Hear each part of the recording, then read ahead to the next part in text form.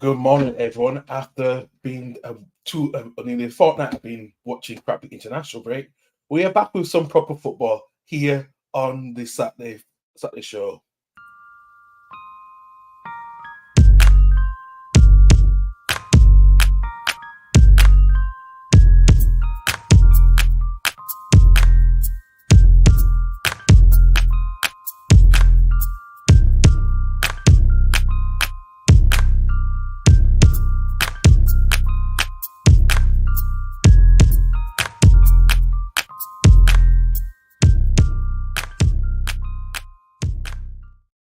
Good morning, everyone. Welcome to another Saturday edition here of the Saturday Show with your host, Carl. As I said, we will make some announcements that Doug is not going to be back on any of the streaming service for a little while, due to he's having his newly born son with his wife, Rebecca.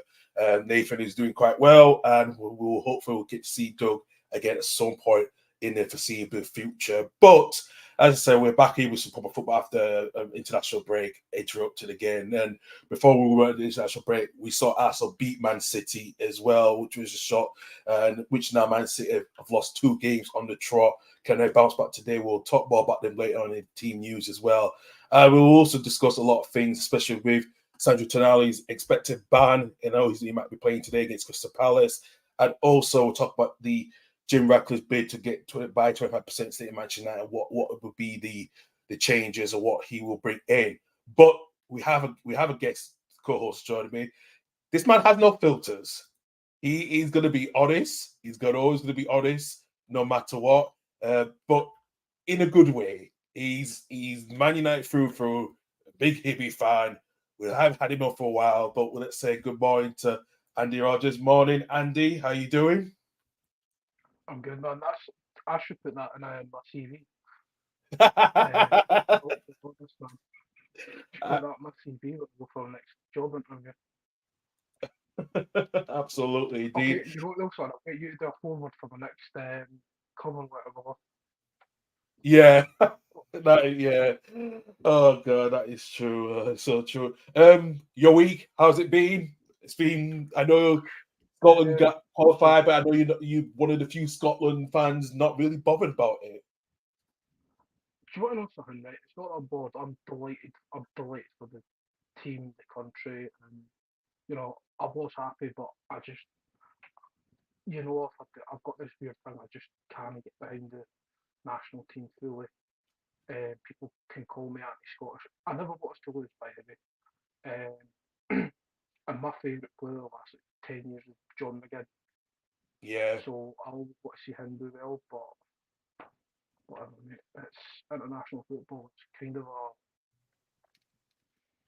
I don't enjoy international football. I don't enjoy the weeks. no, Uh, none of us do. it bores me to tears. Uh,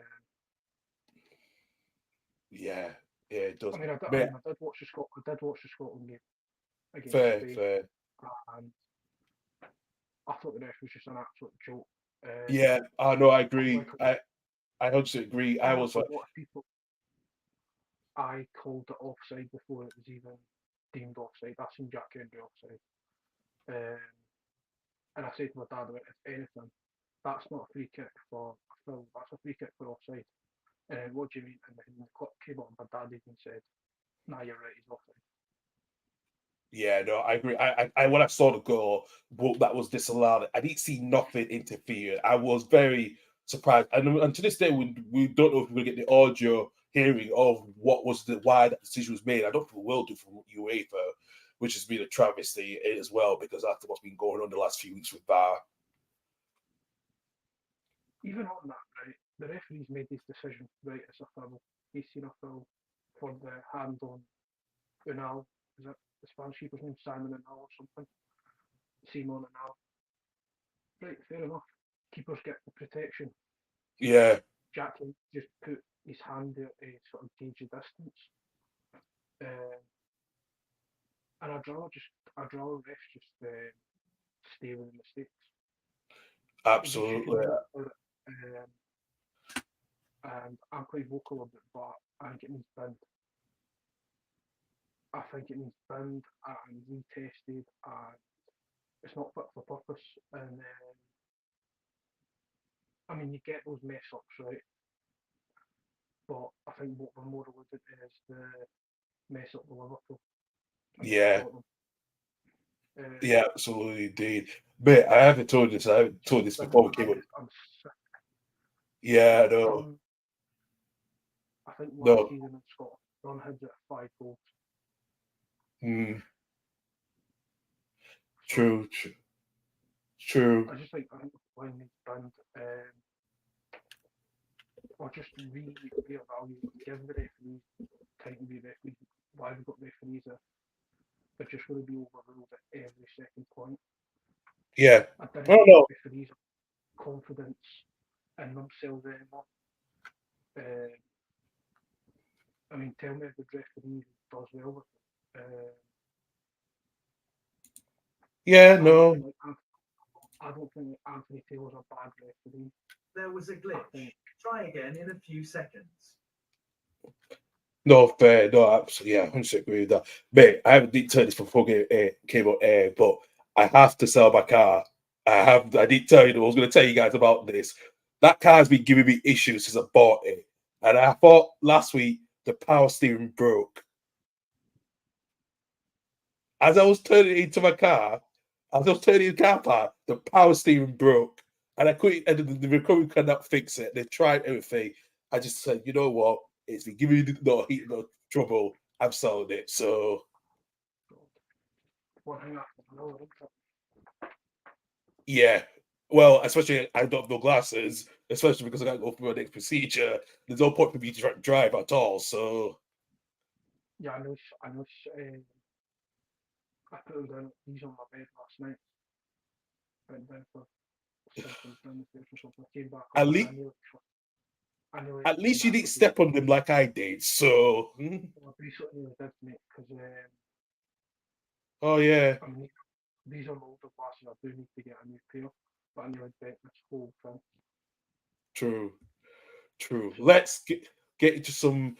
So good morning, Mike. Yeah, you can join us if you want. I will send the link as well to you. Good morning, Anthony. We're all good, thank you. Yeah, if you want me to, yeah, that'll be fine. We'll get you on soon, Mike. more And Anthony. Oh, Andrew. Actually, say he can't hear you. So oh, be my mic. yeah, can you hear loud and clear? You hear me Yeah, now, that's man? good. Yeah, can hear you loud and clear. Mate, as you know, I've not done anything YouTube show wise for. I mean, you're talking about 9 months since I last done a sort of football pod, and it wasn't even on video. It was on me and PC done it through. Oh, what's that app we used to upload it to Spotify and that. True, true. Right.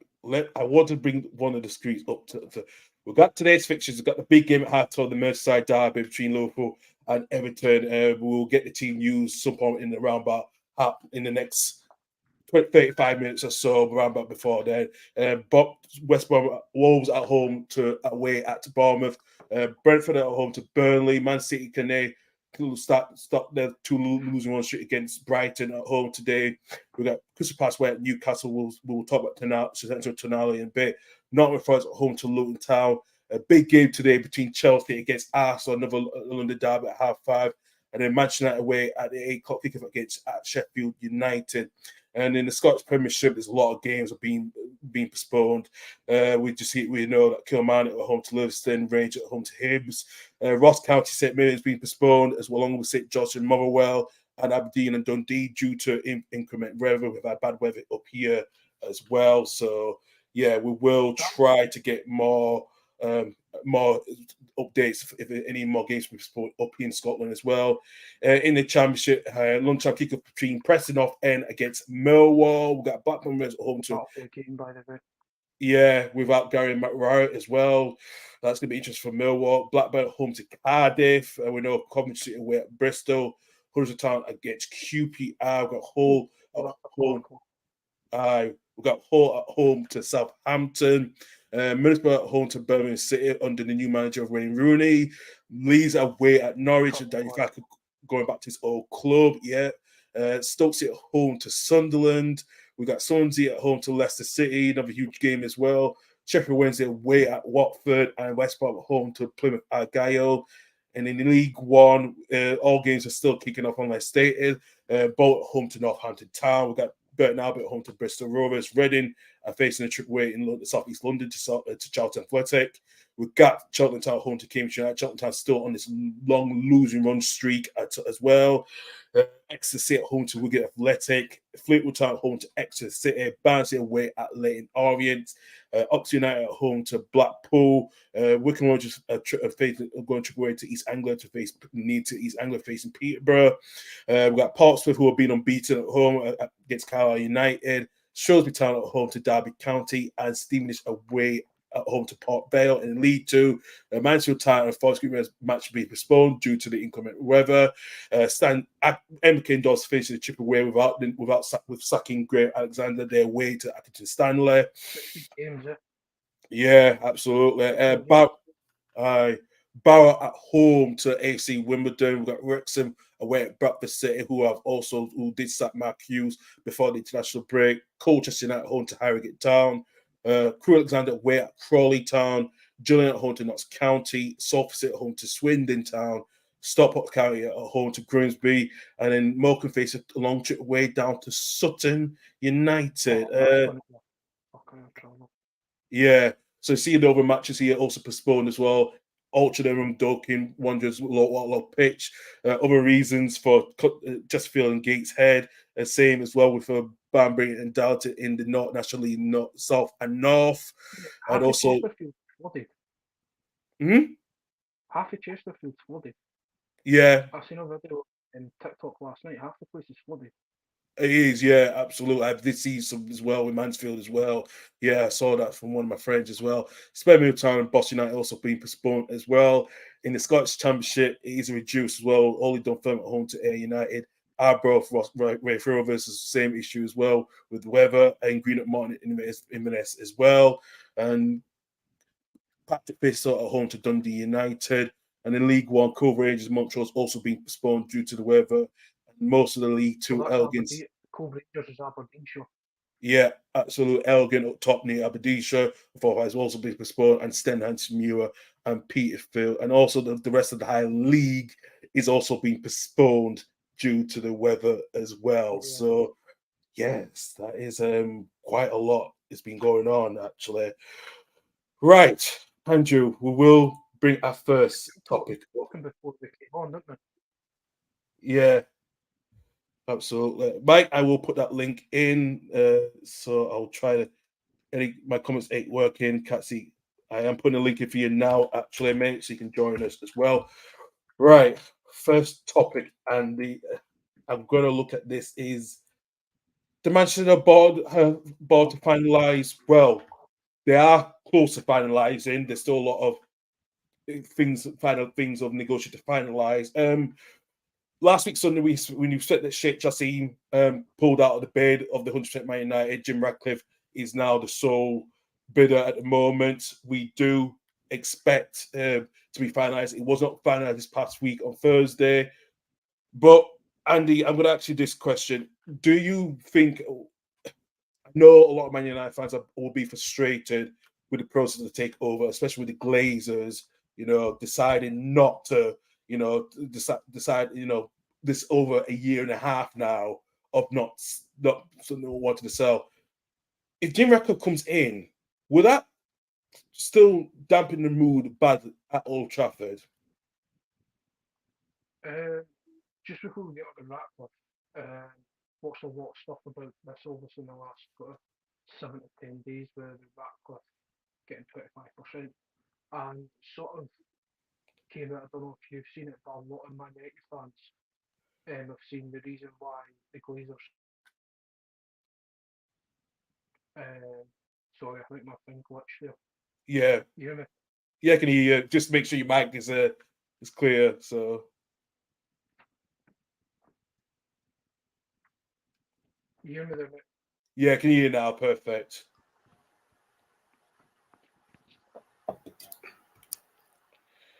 Good morning, Mike. How you doing? Yeah, I'm not too bad. Well, I am bad, but how are you doing? Not too bad. We know Andy's trying to sort his microphone. We'll hopefully get back to him shortly because I know his camera's frozen there. But is we're talking about with what's going on. I know you're just seeing your banner Glaze out, and do you think it's been such a joke how this process has been for so long, and now Sheikh Jassim has pulled out, and now Jim Ratcliffe is going to come in, but there's so much talking about of him, how this process is going to run. Well, look, the thing is, like, Sheikh Jassim was the Sheikh Jassim bid was literally more. The Glazers wanted to sell it for, I can't remember the exact figure, but the Glazers wanted to sell it for a certain figure. Sheikh Jassim wanted to offer like a little bit more than what the offer was. So why didn't they just they literally would have made profit. This is why I genuinely believe they're here to sabotage the club. Because surely as a business model, if you've put out, for example, obviously this ain't the figure, but if you put out, for example, £100 to buy something, right? You've said, oh, I want £100 for it. That's what I'll take. If someone then comes to you and goes 190, you're not going to say, maybe I might take 190. You're going to say, all right, yeah, snap that up. There you go. Let's sign the papers. The Glazers set a certain amount that they wanted. Sheikh Jassim would have paid that. He would have got the club out of debt. He would have completely and utterly restructured it. And then we can move forward. Where this bid with Sir Jim, I'm not calling him a sir. He's not a bloody sir to me. All he is a banker, and he's not. He is this club is rotten. So, say goodbye to finish inside the top 10 for the next 5 years, because this club is finished. Like, there's no way that the Glazers are going to stay in charge and this club is going to succeed. What Sir Alex Ferguson done with the Glazers in charge was beyond a miracle. He won Premier League titles, Champions League, FA Cups, League Cups, whilst they were in post. But yeah, like I said, with Sir Jim and 25%, so the Glazers are still going to have 3/4 of the club. Essentially, they're not going anywhere. They'll just stay here forever. And you can tell how bad it is when teams are now putting sort of laws in place against like Glazer type ownership of football clubs. Clubs don't want their clubs owned like Man United have been owned since 2005. So, like I said, 100 odd years of history is gone. I know some people say it's over the top, and a team like Man United will never like drop below like the top 10, but Sheffield United today, I'm not even confident for that. And what does that say? They're shit. They're absolutely crap. Leeds could probably beat them, Cal. I'm just joking. No. In all seriousness, Sheffield United are bad. They're terrible, and that is a tough game. But yeah, the whole sale is just gone from bad to worse because it. Oh, I don't know. I don't even know anymore. It's just a horrible position to be in, and the club is, like I said, the club is absolutely screwed. Absolutely, Andy. I hope you got your back now after that minor hiccup. Yeah, my whole thing is right about the Glazers, right? Fuck Jim Ratcliffe, by the way. Just fuck him. Him and Jadon Sancho need to fuck off in the same fucking car. My whole annoyance with the Glazers is the reason they said seemingly no to the Sheikh Jassim bid, because he said, I'm going to take this club back to its former glory that it was in. And that's seemingly the reason why I'm like, nah, fuck him. They think they've done a great job. Mate, fucking training facilities, you may as well bulldoze it. You may as well bulldoze Old Trafford because the place is falling apart. The playing squad, why are we loaning players? Amrabat, Reguilon, last minute loan signings. What's all that about? The Weghorst loan last year. Go back to Agallo. As much as we all, he's a good guy and all that. Why are we loaning a player that was shit at Watford?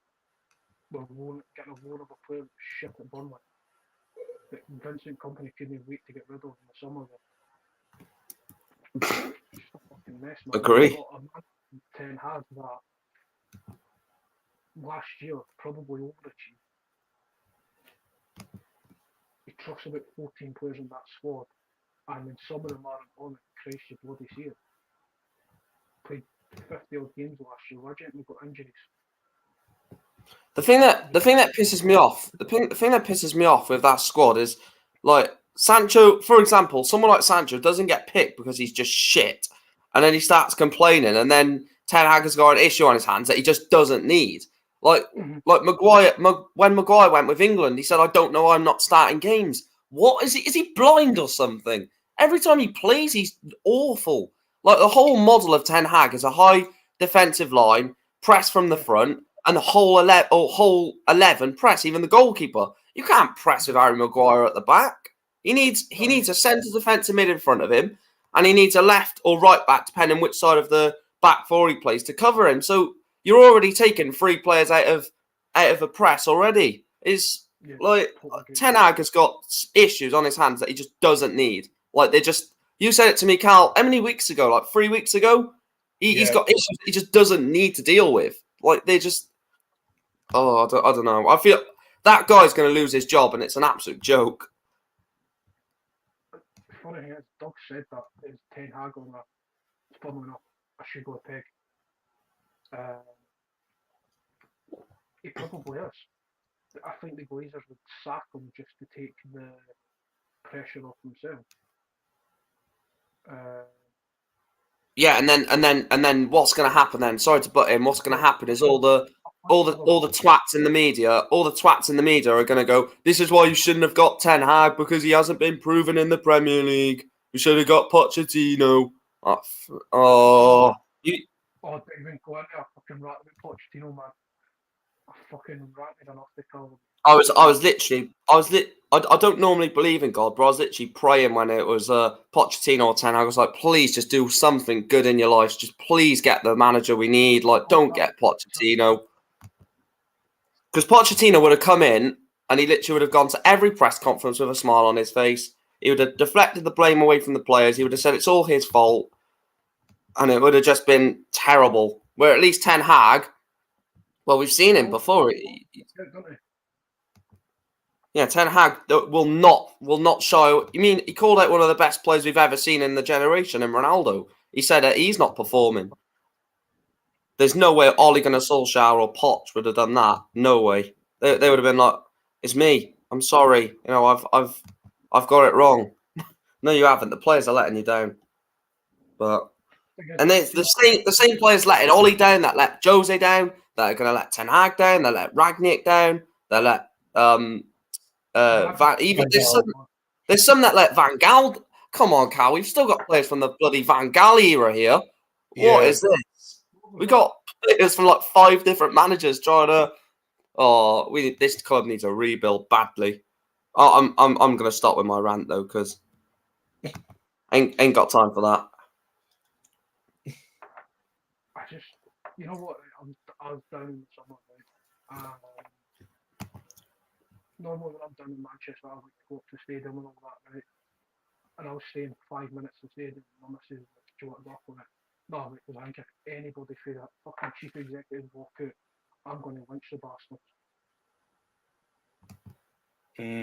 Just the absolute fuckery that they've done to our club, and it's just beyond a joke. It's got beyond that. Yeah. It's gone beyond that. Fucking parasites. It bloody has, and like I said, the relationship with the fans is going to go another all-time low. And listen, I looked at what Jim Ratcliffe's going to. Sorry for butting on again, right? As people going, "Oh, you all just blame the Glazers." We blame the Glazers since 2005, by the way. I remember 2009, we pumped AC Milan 4-0. Beckham was playing for AC Milan at the time, and all we heard in the stands is, "We want Glazers out."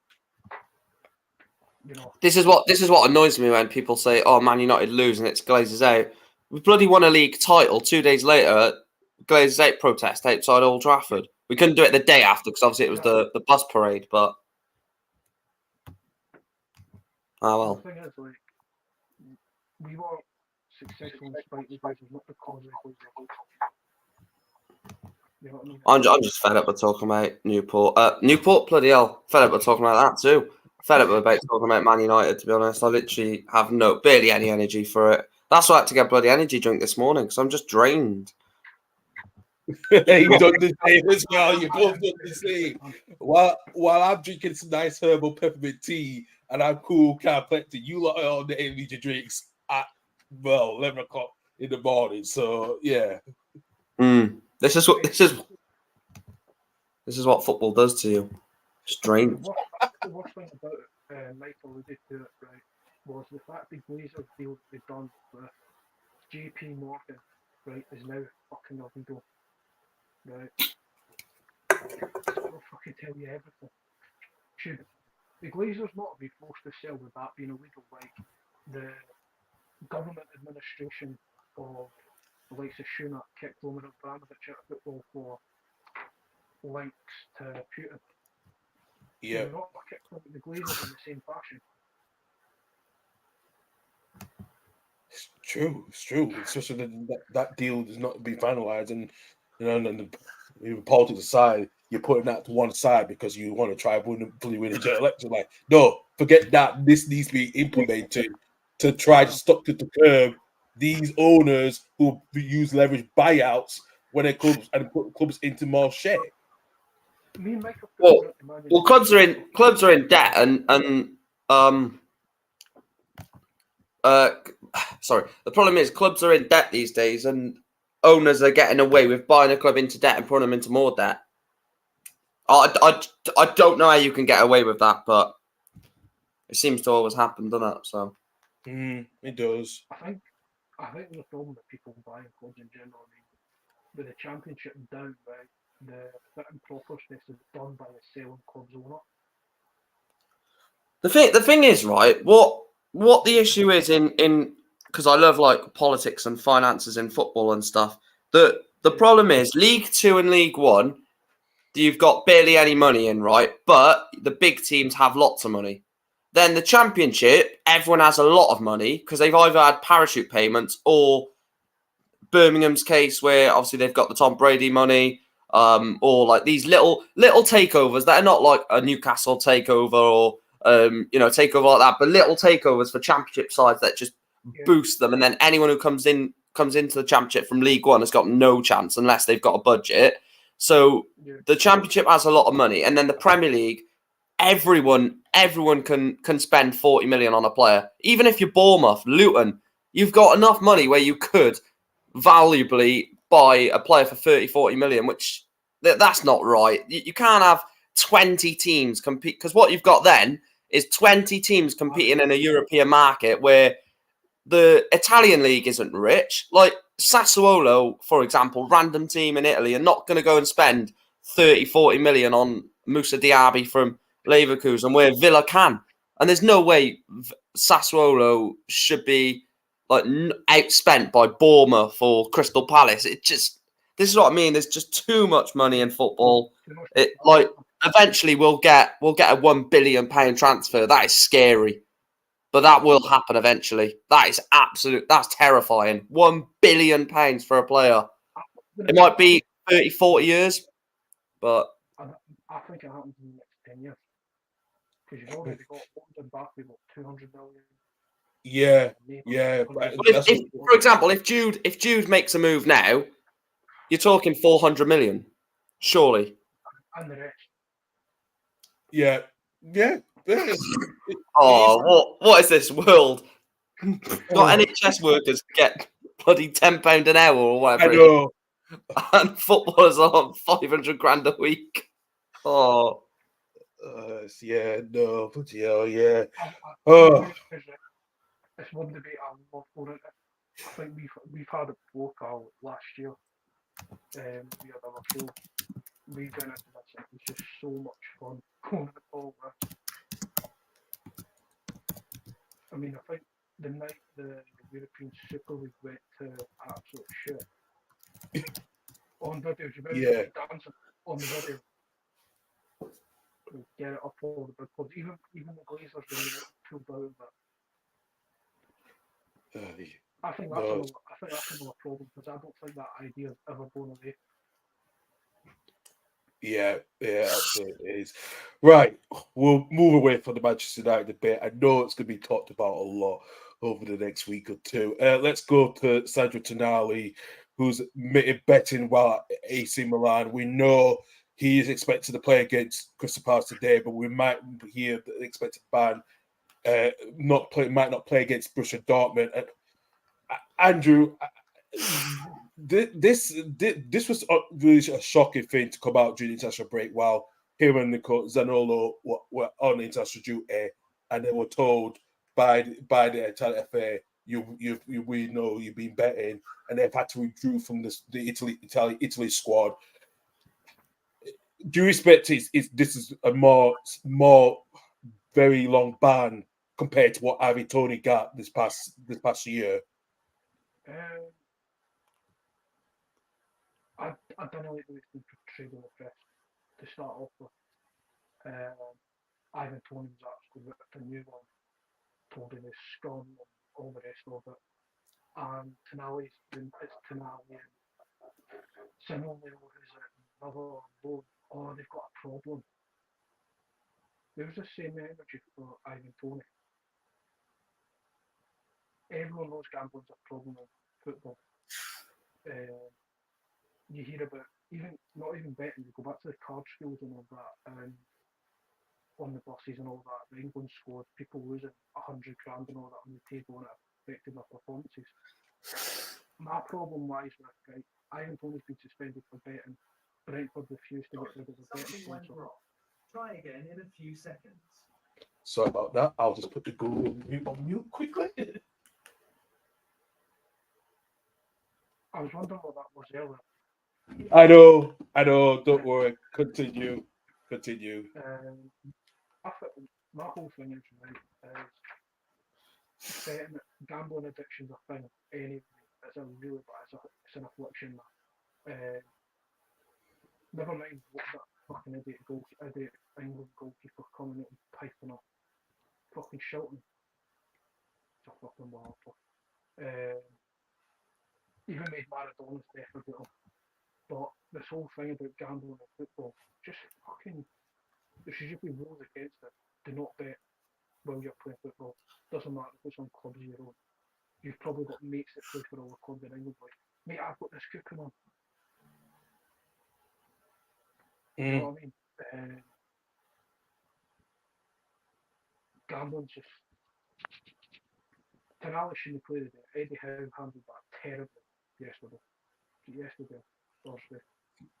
Yeah. I think handled it terribly. But I think he's put in a bit of a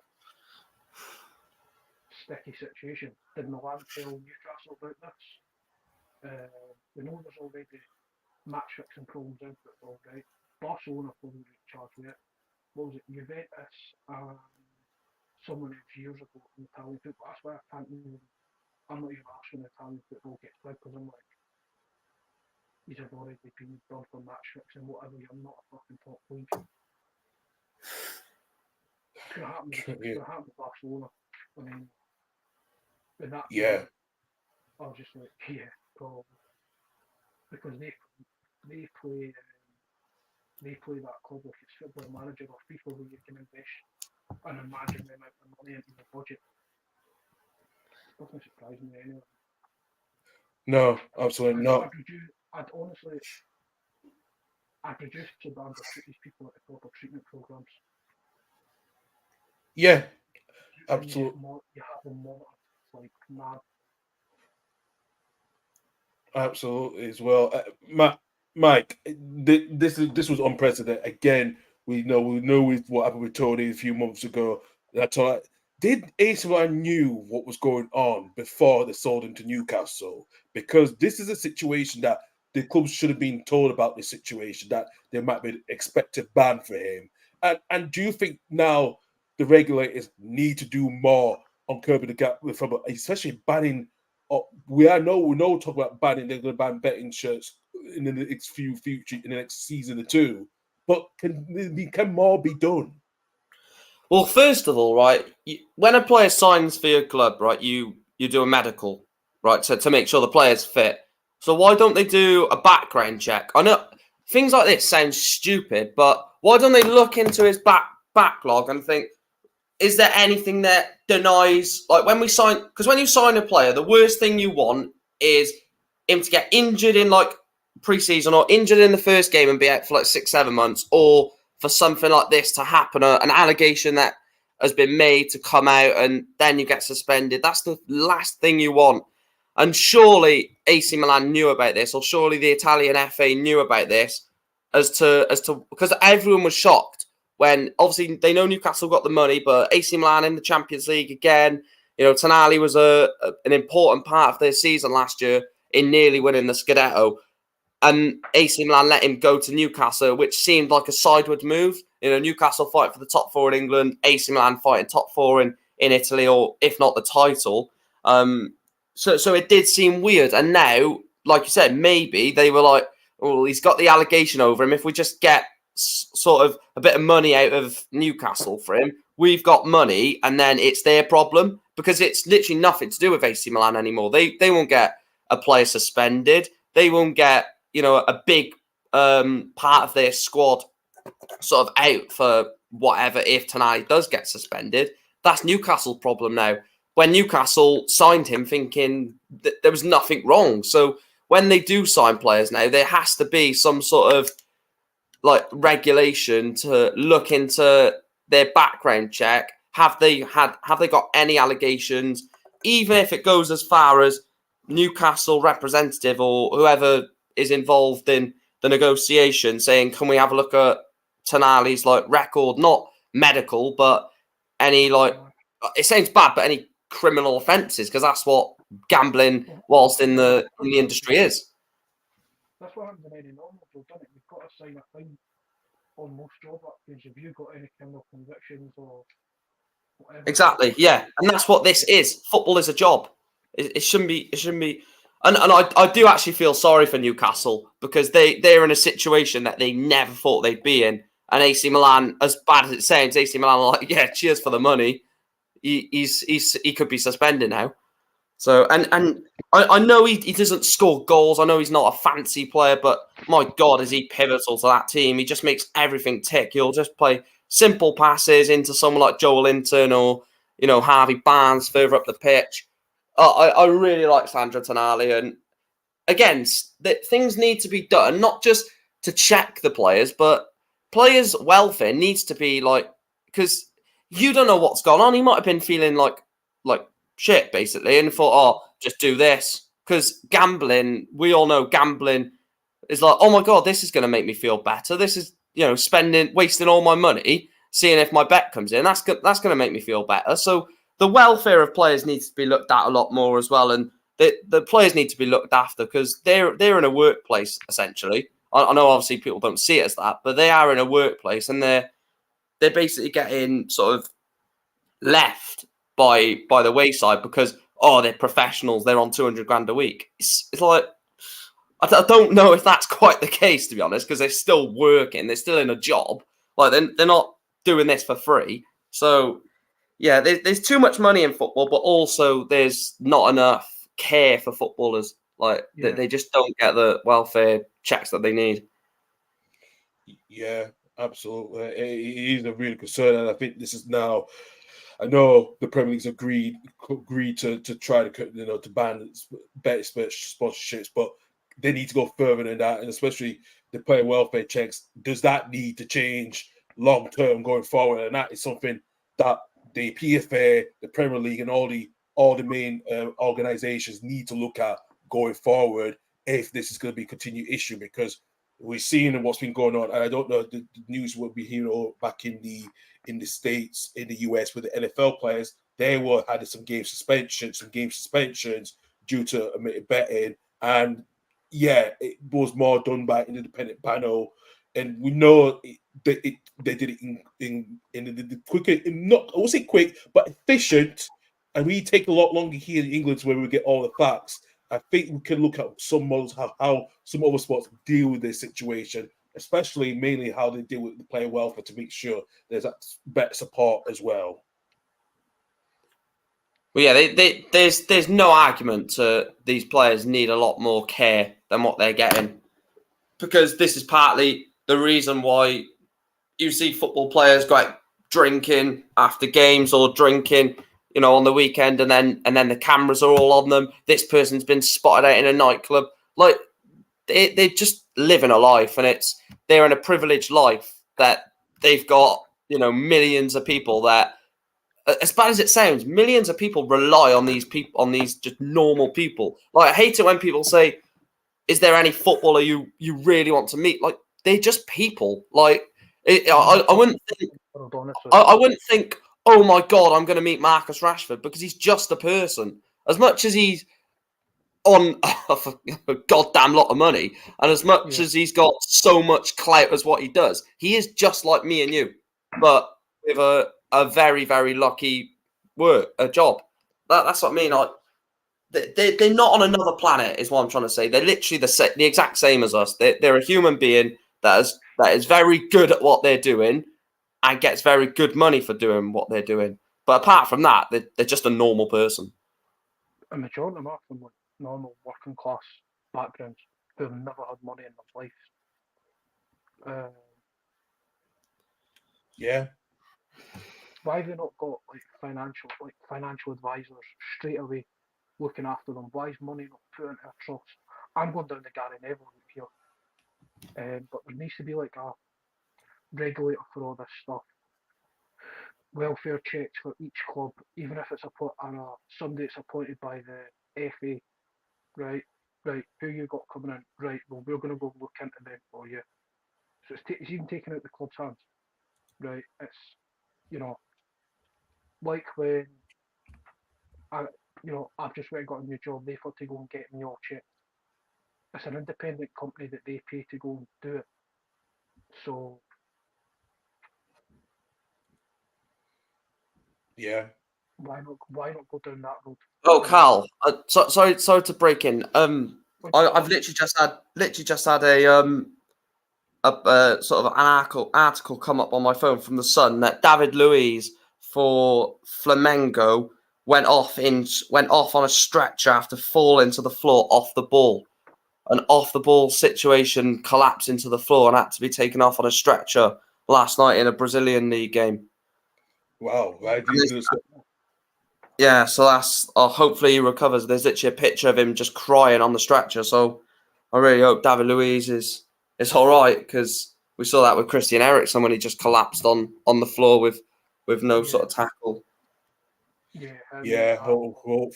Yeah. That's a huge worry, especially with David Luiz. And I know people had his critics, but love them, man. Absolutely love them as a player. yeah, I love this shit out of them.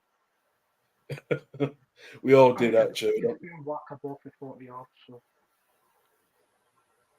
Yeah, true. Oh, yeah. Right. What we'll do is we'll go before we get the team news from Liverpool Everton. I am going to talk some back pages actually. There's been a couple as well. Andy, Victor Osman, we know he's been one of those players that's been linked to a lot of Premier League clubs and European clubs. And Aurelio De Laurentiis has suggested that will be sold with Arsenal, Chelsea, Liverpool, or keen on the move for the Nigeria international.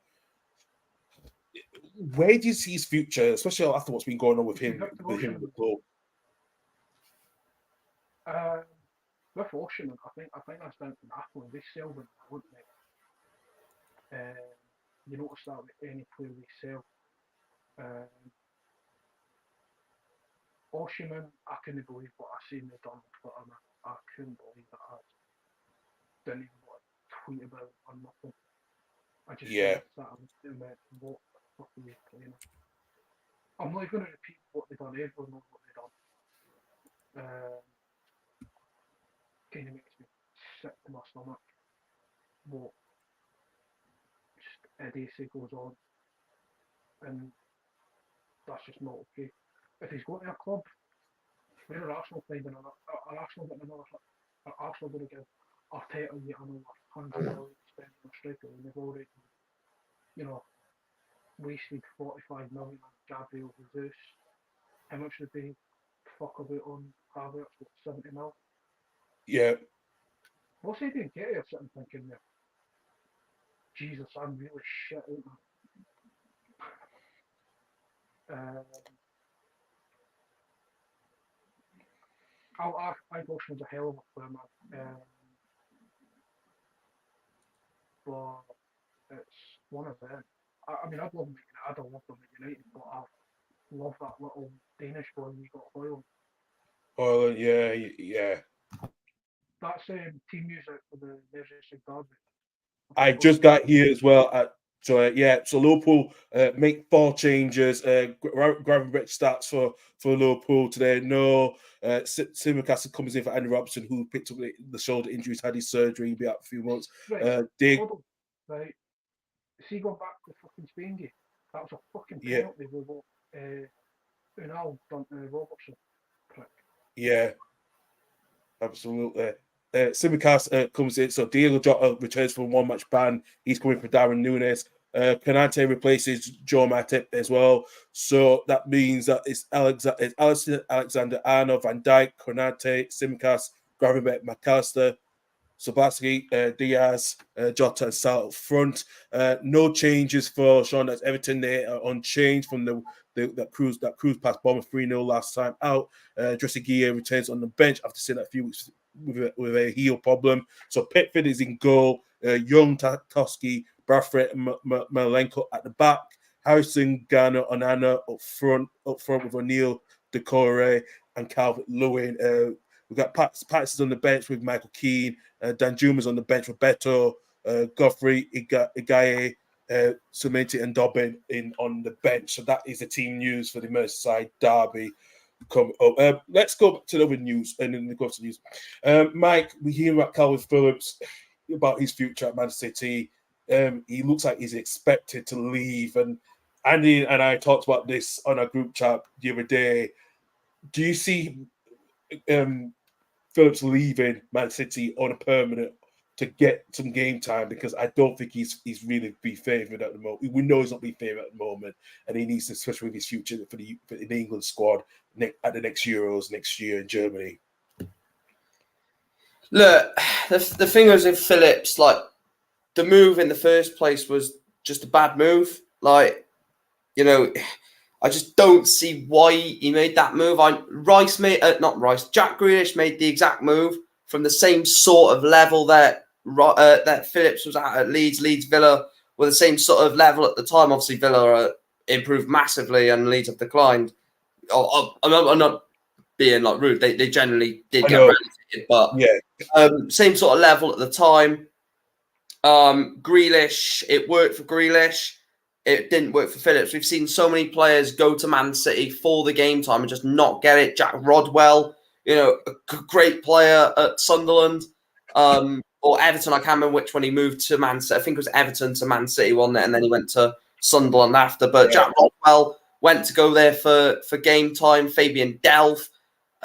Players leaving mid-table clubs to go to Man City just for what you could get. You could be on the end of like a treble or winning a Premier League, or guaranteed to win a Premier League, or to win a major trophy. So, Phillips, for himself personally, probably thought it's a good move. More money, chance to win a trophy. But, I mean, he's played more minutes for England than he has for Man City. What does that tell you? Like, I don't know. If Guardiola's not going to use him, I don't know why he signed him, because, like, but I don't know. Look, I think Phillips made a massive backwards sort of move in his career. He's either got to make this work at Man City, because he's actually getting on there. I mean, not getting on, but he's meant to be in the prime of his career, and at the moment he's just sat on Man City's bench. And if that, sometimes he doesn't even get on the bench because of the quality that they have. Look, I said to him when Declan Rice left West Ham, he should have gone straight to there, because him under David Moyes in a defensive-minded system where David Moyes does defend a lot, he does like to have two central defensive midfielders. Could have been Souček next to Calvin Phillips, and Phillips would have been playing every week. Probably one of the main men. We look at Maguire; he was linked to West Ham. He would have gone there and been one of their best players, and he's awful. So Phillips would have fit in like a glove. Would have fit that Rice role perfectly, and he's just decided not to. Like players are. This is the problem, Carl and Andrew. Players are not going to clubs to play 38 games a season. They go into clubs to get 200 grand a week and play 5 games. It's criminal. And then you've got players in the lower leagues who would love a chance at a Premier League team, even if it was a Luton or a Sheffield United or a Crystal Palace. They would love to play in the Premier League, like Championship players, but they can't because these big money earners are too selfish and they just want more money for themselves. Yeah, absolutely. You're right. I said it, Daniel. I could see Phillips both either at West Ham or even Brighton come January. If Well, as West Ham upgraded, they've got Edson Alvarez there, they've got Kunos. Why would you bother buying Calvin Phillips and Maguire? You're going to spend double the money on them because you've got English tax. yeah, You can just read Ajax and go, right, see, they two, they're coming. You know what I mean? Ajax are not shit peak again this season because of it. Calvin Phillips, I feel sorry for him. I rate him, man. I really like him as a player.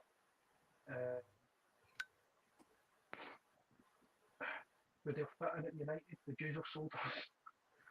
I'm not sure he would have sold us Calvin Phillips after being really. no, and that was that no good. He did make that time. He would say he would never go to Man United on, and I think that was season. I think it was himself and his like grandma's wish not to go to Manchester United. And the fans didn't want him as well, did they? The United fans didn't want him. No, because he's Leeds. Mate, if he's good enough, get him in the team. He also would have saved us. Nah, I'd never take Phillips. Oh, sorry, Andrew, but fucking hate Leeds, man. Phillips, no. Nah, never take a Liverpool. No, Never take a Liverpool, Leeds, or Man City player. Never. It's criminal. Yeah, Especially through innit? He didn't even saying that, we have had a few ex-Leeds players before, and they've been quite decent. Rio Ferdinand. Cantona. Yeah, decent couple of players. Shut up. You were supposed to give us Dennis Irwin about that deal, and you lot chicken. All right, okay. I'll take it back. Leeds-born players, I wouldn't take then. Leeds born and bred, or as they say, born and bred. That doesn't mean bugger all anymore because Haaland is born in Leeds. Yeah, well, yeah. Don't worry, he ain't gonna come to Leeds in our lifetime. I'm gonna make that one before Andy comes in and say you're not gonna get Howard. I already know we're not gonna get Howard in our lifetime, so forget that one. You could get a takeover, maybe, Cal, in 2027, 2028.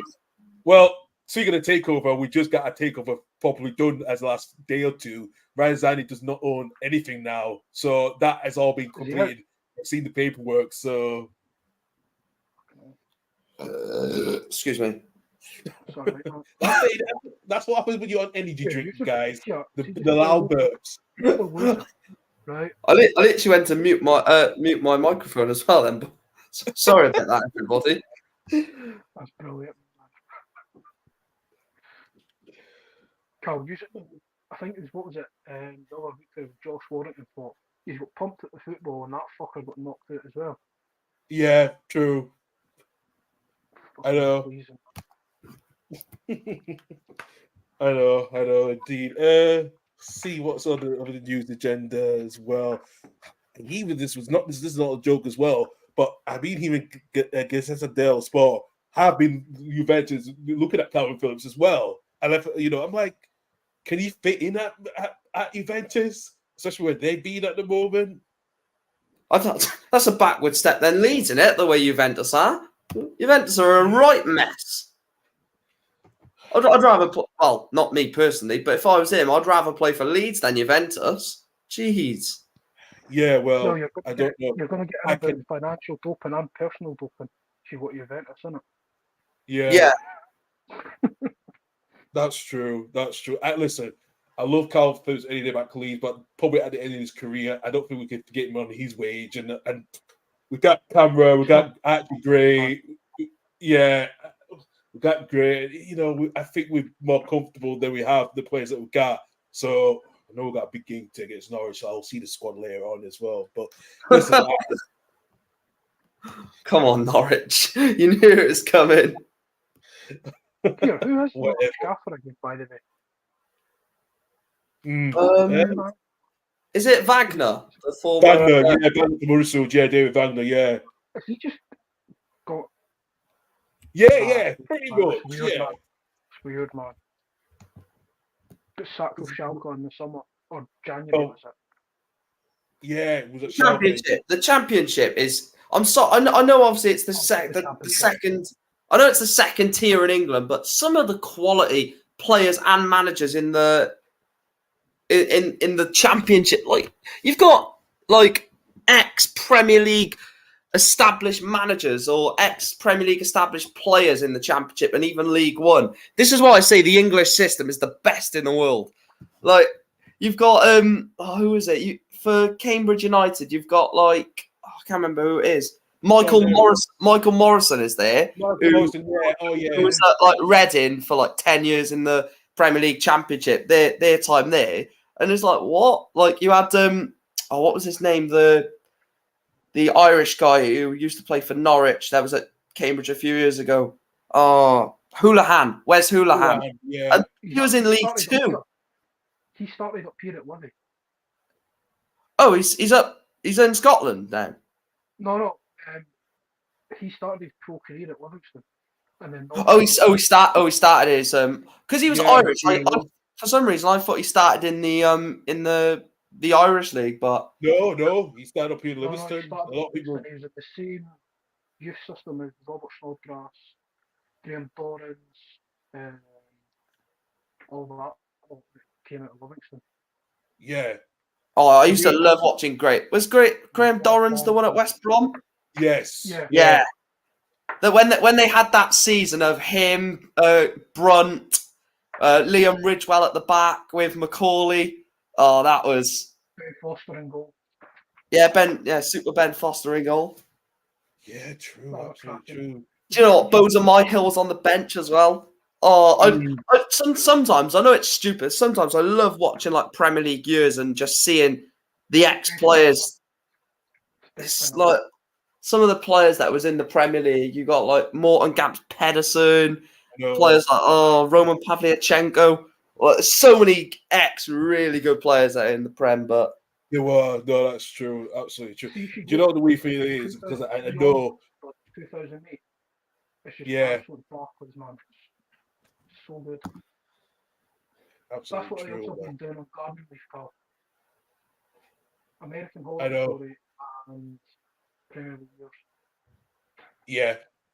No, 100% agree with that one. Do you know what the funny thing is? What? And I have to admit this as well because I know even though in League Two, you see Wrexham, like you get like a former player like Stephen Fletcher. I'm like, bloody hell, how the hell can you get someone? Yeah, I know he's your boy as well. I know, like, bloody hell, how he's getting. It's not even just that, Carl. They've got Stephen Fletcher. They've got Ollie Lee. Yeah. And they've got James McLean. Like you got James McLean at left wing back whipping balls into Stephen Fletcher in League Two. Like what? I know. I think some of the players at Salford as well. You're going, what's he doing there? Like, man, this is what I mean. There's no way a Spanish 4th division side would be able to get someone who's played in La Liga. It's just unless they are literally like 37, 38 in like they've got like one leg, they've got like about 2 like pace when they run down the wing, they're literally shattered in the first minute of the game. Where Stephen Fletcher and James McLean, as bad as it sounds, still can do a job, which is just stupid. Yeah. And I hate Wrexham, so it makes it even worse. I'm not that. Do you want to know something, right? I can't stand the whole Wrexham thing.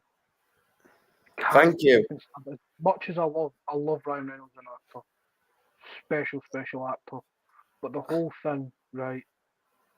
Of it's an underdog story. Fuck off! They've pumped millions into it. It was the same with Salford. Yeah, how can you be an underdog when you've got the highest budget in the league? What? Exactly. The underdog in the non-league and what's it called now? It's not non-league. It's National whatever it's League. called, National League. The underdog story in that league was Stockport. Yeah, I would agree. Stockport and Notts County. Well, Sorry, Notts League Two. County obviously got promoted to League Two, and they're literally like flying in League Two. They could be on for another a double promotion. Yeah, The last team to do that was Bristol Rovers, National League to League One in 3 seasons. Yeah, that's like Luton's another proper underdog story. yes, Oh, yeah. yeah. I think Because I saw a stat. I think it was every promotion that Luton had, they had one of the worst budgets in the league in every season they got promoted. Yeah. That's crazy. That is absolutely mental. And that's what you call like having. I'm not bored of it like massive tactical managers. That's like man management, picking characters, knowing players, like like the '90s way of doing things. Because I think now it's totally changed. They're not doing what your Ferguson's done. Right? What's he like? What's his character like? Is he married? Where's he come from?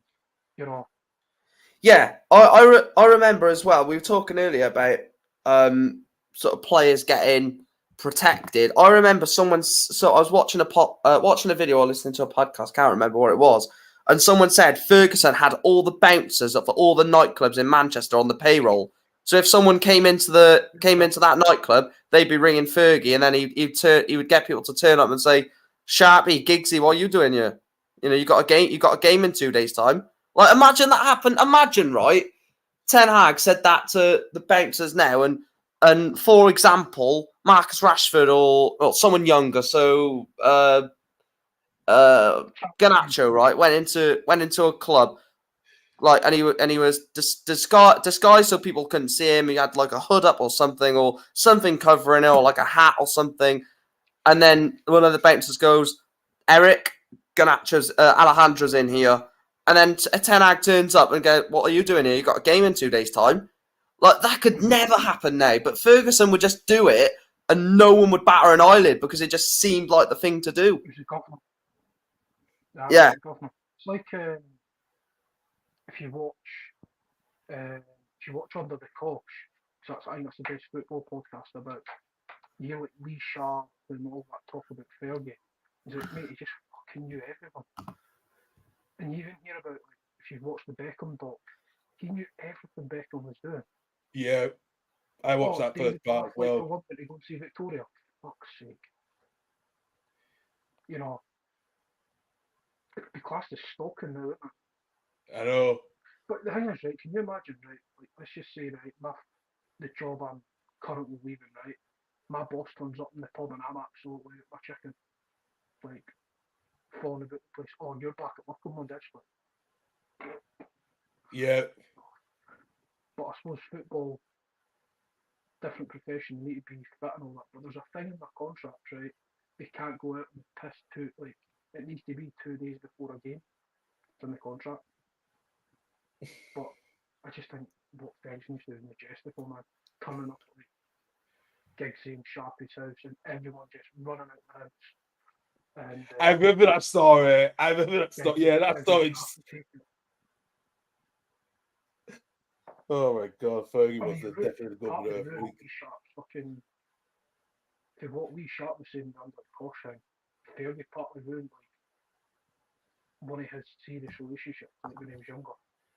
Like, no, she can go home, you'll go back into digs and they split up and all this shit. Yeah, I remember that so much about that story. For a while, wasn't Yeah, he was. I know, bloody hell. But you know what? We've got at least 10. Bob Nielsen doing that, or Stephen Naismith up here. Yeah. And all the boys are at the Why Not, and he turns up and, fuck you staying in here? Fucking Edinburgh Derby in 2 days, dicks. I know. Imagine that, actually. I would actually, yeah, thinking about that one. That Tony Mowbray team that had with Riordan, O'Connor, Brown, and all that, they were out in the piss 3-4 days a week. Seemingly. True. You know what? We'll finish on a high here because we're going to do our predictions. And I'll do a bit of team news briefly. But Liverpool gets Everton. Look, Liverpool, they're going to be smashing Everton. Listen, I hate Everton as much as most of you guys do. I'm going to say 3-0 to Liverpool. I hate Liverpool. I know you hate Liverpool. So you go what you have to say. I'm still going to go like 5-0 Liverpool or something. Can't see anything other than that. But first 11 for Liverpool just smashing them bits. I mean, the bench looks awful for Liverpool. Well, you got Yeah. Nunes on and Harvey Elliott. Liverpool, 5-0. Mike, go on then. What are your predictions for the Merseyside derby? If it was at Goodison, I think it's the only way Everton would have got something. But as much as I hate them, like Andrew, they're title contenders again. And I hate to say it, but the squad, the way that he's rebuilt that midfield in one summer is ridiculous. He's lost his two big hitters in midfield, Fabinho and Henderson, and he's brought in that Endo who looks really good. I thought he was good at Stuttgart last season, and he was good at the World Cup for Japan. And he's got McAllister and Szoboszlai ahead of him, who we know what McAllister has done from his Brighton days, and Szoboszlai also is a very technical player. And I said that if he can keep the forward line happy, because the thing is they've got too much strength and depth in that forward line. Jota, Salah, Nunes, Gakpo, Diaz. There's too many players. It's different with Man City because Man City know they're going to win at least two trophies. So Alvarez, Haaland, Grealish, Foden, Bernardo Silva, they know they're at least going to get 15, 20 games a season because of the competitions they're going to go deep in. But yeah, if he can keep all them players fit, they're going to have a good year, and I hate to say it, but I think Everton may just get a lucky goal, but something like 3-1, 2-1, 3-1, I think. No, not 2-1 because that's too close. Yeah, 3-1. I think Everton will get like a lucky goal on the break or something when Liverpool are already 2 or 3-0 up. But yeah, I think 3-1 Liverpool. Oh, God. Do you know what? Do you know what? This is the game I've been looking forward to, Bournemouth and Wolves, because Tyler Adams is still out of injury till January. Since they bought him, he's been more injured. And do you know what the best thing as a Leeds fan is? Glad to see a smile on my face that see a former Leeds player who we thought was probably going to stay, then goes to Bournemouth and he's still injured. He's now injured, having another surgery. Just makes my life a little bit more happier, actually, as a Leeds fan, because especially the way he left, so he didn't want to be part of the club. So, you know what? I'm going to go Wolves winning 3. No, well, Bournemouth and Wolves. We'll say it's a derby, but yeah, I'm just going to say 2-1 to Wolves, actually. I think Bournemouth are still not going to. Bournemouth, no matter what, they look. The way they play style is interesting, but I don't think they need results. But I think Wolves under Gary Neal, the way Bournemouth stabbed him in the back towards the end, I think he, could have been, what he did at Bournemouth last season was tremendous. I just say 2-1 to Wolves. I think they've got the strength for Wolves at the moment. I'm going to go a slight 1-0. I'm going to go 1-0 Wolves. And they'll keep it tight at the back. Yeah, they've still got Jose Sarr and goals, haven't they? Jose Sarr? Yeah, Jose Sarr, yeah. Brilliant keeper. Yeah, 1-0. 1-0 Wolves. Go on then, Mike. I'll go for a 1-1 draw. I think it'll be quite a boring game, personally. Both don't really score many goals. Wolves for the last few years have been a team 1-0 Wolves. They'll either win 1-0 or lose 1-0. They don't really concede many, and they don't really score many. Bournemouth normally concede quite a lot, but against the Wolves side, they don't score many. It just cancels that out. So I'll go 1-1. Okay, Brentford against Burnley. Mike, what are the score predictions on that one? Both sides that I actually really like. I like both styles of play. Obviously, not the old Burnley style, but this new, different Burnley under Vincent Kompany. I like what they're trying to do. and I have a bad feeling that they're going to get relegated by trying to play fancy football, which is a worry. Norwich done that when they came up. They came up playing the exact same football that they played in the Championship, in the Premier League, and just got battered every week. I feel sorry for Burnley because it's going to happen. Company's not going to want to go back to 4-4-2 Burnley, boring, kick it up and hope that someone chases it down. He wants to play it on the floor. But again, I think it's another defeat. I'll go 2-0 Brentford. Brentford are just, again, when they first came up, it was like, oh, what are they going to do? And I don't think they'll ever go down. They're just a top 10, top 12 team now, Brentford. Yeah, great. A really good club as well. A really good club. How they run their business as well. Andrew. You know what? See, if Burnley had a fucking goal scoring striker, Yeah. they wouldn't have any problems like they hit the ball, they get shots cleared off the line and everything. I mean, I've watched them quite a lot. I think I'm the same as Mike. I like this new style of Burnley, passing and the movement and all that. But they need they need a strong defence and they need a goal scoring striker. I'll go Brentford win. I don't know what the score's going to be, but they'll win. I think the problem with Company as well in Burnley is it's all youngsters they've brought in. Why not? Like, I know I said Weghorst was shit. Weghorst, hold it up. You can still play football even if you've got a big striker. But Vegas is not even at Burnley, and he's still bloody Wolfsburg, innit? Wolfsburg, yeah. Yeah.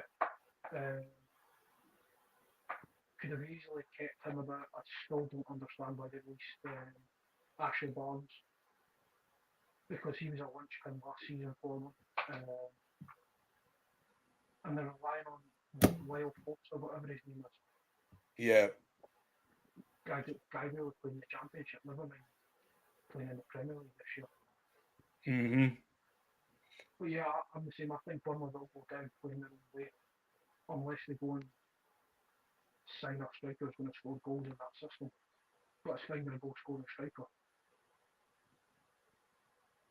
Absolutely true. They remind me a bit of, you know, that not the West Brom, the QPR team that looked down on the Warnock and then turned it round with Mark Hughes. Yeah. A week as well. Sort of remind me of that as well, the Norwich team Mike said about. And my mic keeps fucking off. Yep. No. Yeah. Yeah, I just go Brentford win there, man. Like, I can't see anything else other than a Brentford win. Yeah, no, I'm going to go Brentford as well too. I think none of the score, but Brentford will win completely. And Man City gets Brighton. We know Rodri's back. Man City missed him so much in that midfield three. Brighton have been too open, haven't they, Mike? And then you do worry about Brighton. Can Haaland get the goals after he's been missing out the last two games? Yeah, if anyone watched or anyone heard what Pep Guardiola said yesterday, he actually was bigging up Roberto De Zerbi, saying that what he's done at Brighton, he's turned them into a top side. And they said, you know, will he ever, you know, manage a top six side on paper? And Guardiola said, and laughed it off and said, well, when I go. And then he just quickly changed the subject. I really think he rates him. Everyone rates De Zerbi and what he's done. I think Brighton made Graham Potter look good because when he went to Chelsea, he was dreadful. And De Zerbi's football at Brighton is pure on, beautiful to watch. Like the Matoma to Ferguson back to Matoma, the football that they play is elegant. It's not clunky. It's everyone knows what they're doing. And the best thing about Brighton is you can put a player from the reserves into the starting 11 and it flows the same way. The whole club is just flown the same way. And De Zerbi is an excellent coach. It would take a lot for them to go to the Etihad and win. They could do it. You know, teams have gone to Man City and win over the years. Palace, Wolves, Brentford. So it's not like an impossible task, but it's hard. Like I said, it'll be a tough game. I think City will edge it. I'm actually going to go 2-1 City. I think Brighton will give them a really good game. Rodri back is pivotal though, but Evan Ferguson scoring again for Ireland in international duty. That kid is a star. He is gonna go very far, Evan Ferguson.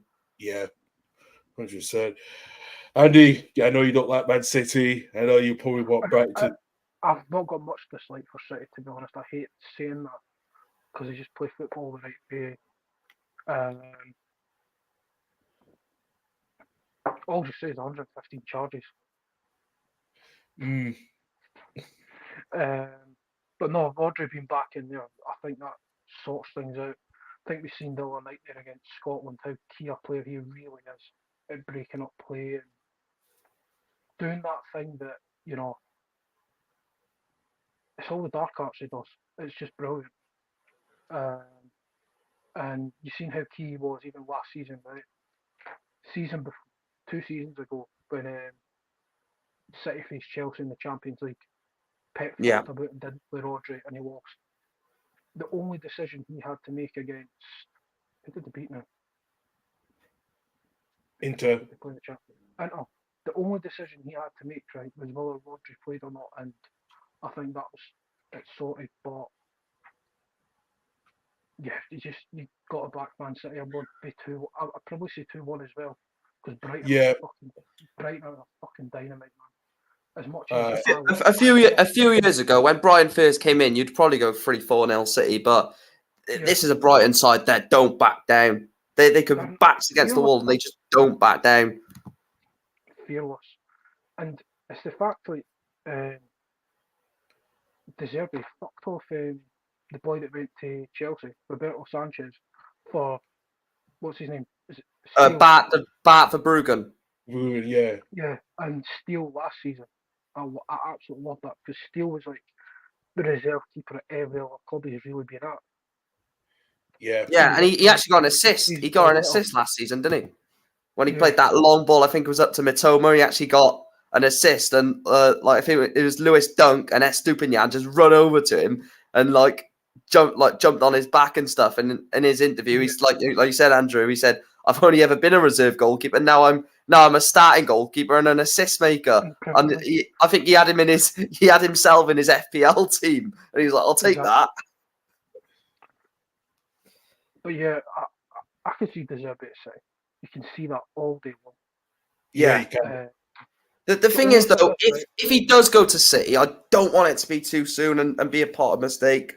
I want it to be him have 2-3 years at Brighton, establish himself even more, make sure he's ready, not just Guardiola leaves 2 seasons' time, De Zerbi's in. Like, it needs to be like, but yeah, 2 years, 2 years' time, he's had 3-4 years in the Prem. Maybe then. Yeah, because at the moment he's doing bits. They got a point from 2-0 down against Marseille. They were unlucky against Athens. He's got João Pedro. He's got Danny. For God's sake, come on! He's got Danny Welbeck scoring goals. No, Danny. Right. He's a miracle maker. Danny Welbeck scoring goals for Brighton in a top 6 side. Like, give De Zerbi the credit, man. That's a bloody miracle. Yeah, absolutely, indeed. Yeah, I'm gonna go City as well, 2-1 as well. Actually, I think Brighton will give him a game as well. It's gonna be tough, but that's going to be a hell of a game. It will be. If only it wasn't a 3:00. I actually wish that wasn't a 3:00 game because I'd actually watch it. Yeah. Yeah, you'd pay to watch that. You would actually. I mean, absolutely. if you need to go down to the Etihad for a game, you can probably easily get a ticket. Yeah. Fucking shithole. I know. Just buy a box of Rice Krispies. They're probably selling code. They probably put codes for match tickets in boxes of Rice Krispies. That's how crap they are. Or a Happy Meal outside the Etihad. Yeah. Oh, that's class. You've always got to get a dig in about for attendance, man. I know. We always do. We still sell it. I know. It's true that. Newcastle against Crystal Palace. Yeah, Palace have been winless against Newcastle in the last 4 games. Actually, they've heard scored in the last 3. I'm just gonna have a look at the team. Give me a second. for Palace themselves. Well, I got Newcastle to beat Palace on my ACCA, so I really hope that don't let me down out of all of them. I was literally looking at it thinking, right, Palace record against Newcastle is terrible. That's an instant Newcastle win on the ACCA. This is where Palace turn up and win like 3-1 against Newcastle. It's just typical. That's what's going to happen. I'm going to go for a Palace win, just because of the shit that's going on in the finale. Alexander Isak's doubtful as well. He is. Joe Linton. Botman and Kraft are injury bouts, and Harvey Barnes and Joe Willock are injured as well. And Newcastle haven't got the depth. It's one thing I've said, continue. Great 11, probably great 14, 15 players, but we've not got like a 18 or 21 they can rely on. Yeah. I'm going to go Palace to sneak this one now. I can see a draw. I think Palace will get a good draw out of this one. I'm going to go 2-2. I think Palace can take it to Newcastle if this shitstorm is going to be affecting them. I think Newcastle will bounce back, but I think Palace will get a draw to try to, I've just seen all the players at Palace. Tompkins, Schlopp, Olise, Eze and Dean Henderson. Yeah. I'm still going to go Palace. Fuck it. Aye. Yep. We got Nottingham Forest home to Luton Town. I'm going for a Forest win with this one. I think Forest. I know Gazon Matal is doubtful. I know with the calf injury we play for Argentina, but I know vice versa. Sorry about that. My mom's trying to call me when I don't think she knows I'm back on podcasting. Yeah, Saturday morning, eh? Right, Andros Townsend could make his debut as a for Luton Town today. We've got Gabriel Osho who's gone from a knee issue, and also it's too soon for Amari Bell to come in. He's still out injured as well. I'm gonna say I'm going for Forest winning 2-0 today. I'm going to go the other way. You look at for a team like Luton coming into the league, you look at where they can pick up points. It's very hard at the start of the season when you look at where you have to go: the Etihad, Old Trafford, Anfield, the Emirates, Stamford Bridge, the Olympic Stadium. The Amex. It is a tough season. They probably will go down, but these are the results. They played Forest like a couple of years ago in the Championship. They have got that recent, obviously, meetings against them in the last couple of years. So they do, obviously, Forest have changed massively, so have Luton, but they still know the type of sort of play that Forest will try to implement. And I think they'll nick it. I'm coming on it early, so if I get slandered for it, I get slandered for it. But if I get it right, I look like a genius. So I'm going to go 1-0 Luton. Fair. Andrew? Everything points to a Forest win. Everything points to a Forest win, right? Because that's where they pick up all the points. Luton Yeah. to find out if they win or an away result somewhere, right? I'm going to go for a draw. I think they'll pick something up. Forest aren't big scorers. What's his name? Taiwo. I want somebody try and pronounce that surname for me. Tayo Awani. That's it. He's going to be out. So where are Forest scoring goals from? Because Chris Wood, he couldn't score on a hoof with $100,000 in his pocket. Yeah. And I don't think they've got goal scorers really who'll break the lines like Awani does. I know they've got like Morgan Gibbs White back in that, but I didn't see them scoring enough to score to win, and I think Luton will be able to handle games, like give them problems and get a point for it. Sort of say I'm half siding my mic here. I think Luton can go and get an actual result there. Yeah, fair enough there. We've got 4 more games left to do. Make sure something in the chat if you want to do the United result. Yeah, I need to jump off if that's all right. If I can just. Yeah, I can. Do you know what, man? Give me your Sheffield United Man United prediction, please. As much as I want to sound really positive, I just as bad as it sounds, I'm not. So like Sheffield United at Bramall Lane, we obviously drew 3-3 the last time we played them there. You know, that whole controversy about the McBurney goal. I think that was no, I can't remember. No, but I know we drew 3-3, but I can't remember if that's the last time. Yeah. Yeah. I don't know. I'm because the form that Sheffield United are in, that they do look dreadful. And I said it earlier that if you don't win there, then there's real problems. So I'm just going to go 1-0. I don't care who scores it. Don't care how they score it. Don't care if it comes off Wes Fotheringham's backside. As long as it goes in, and as long as we come away there with 3 points to take into the Manchester derby next week. Yeah, Copenhagen yeah. Tuesday as well. Yeah, Champions League. So I'll go 1-0 Man United. All right, then. Cheers to that, Mike. Thank you for joining us as well. Appreciate that. We'll see you again. Hopefully next week again if you're back on. Yeah, thanks for getting me on, and nice to meet you, Andrew, as well. We'll catch you soon. Right. All right, bye, Cal. Cheers. Bye. Come on, Norwich. Just joking. Bye. See you later. Oh God, I knew he was going to do that to me. Love that character. I knew he was going to do that to me. He's always done that to me. So you know what? I'll let him off. You've got to know something, right? You're stuck on a video with 2 United fans, mate. You're going to. Yeah, I know. The thing is, my whole hate for Leeds thing calmed down when Bielsa came in. So. Yes, I know that. I like the way Farke plays football as well. I think he's got to play some really, really good football. Who was the last game? Bristol. Yeah, it was. Yeah, I Bristol. watched that the other day. It was shown on Sky Sports, and I was like, "Fucking hell, man!" Like, you attack, we attack, you attack, we attack. Yeah, it was that. We knew it was. I was just like, that. Like, I think you'll beat them today, though. I think you'll beat them today. Because fucking big Joe Perreault, and I love him. I loved him at Swansea. I fucking love the boy as a player. Especially I think you've sorted your midfield. You've got Archie Gray, the Kamara there. See if you set them as a pivot. Yeah, true. And I know.